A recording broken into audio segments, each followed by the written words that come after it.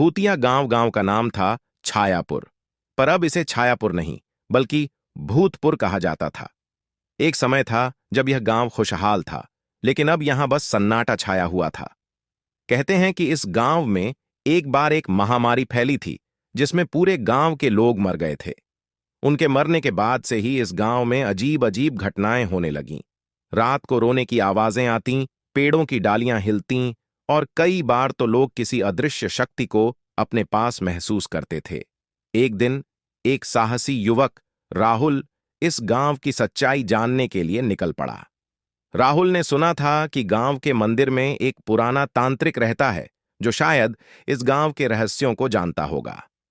राहुल मंदिर पहुंचा और तांत्रिक से मिला। तांत्रिक ने राहुल को बताया कि इस गांव पर एक शाप लगा हुआ है। जब महामारी फैली थी तब गांव के लोगों ने एक तांत्रिक को बुलाया था जिसने गांव को बचाने के लिए एक यज्ञ किया था।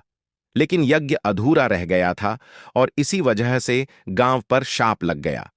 तांत्रिक ने राहुल को बताया कि इस शाप को तोड़ने के लिए एक विशेष मंत्र का जाप करना होगा।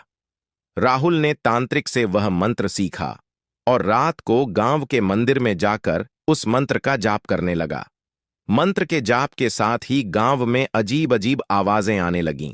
पेड़ हिलने लगे और हवा में धूल उड़ने लगी। राहुल डर गया, लेकिन उसने हिम्मत नहीं हारी और मंत्र का जाप जारी रखा।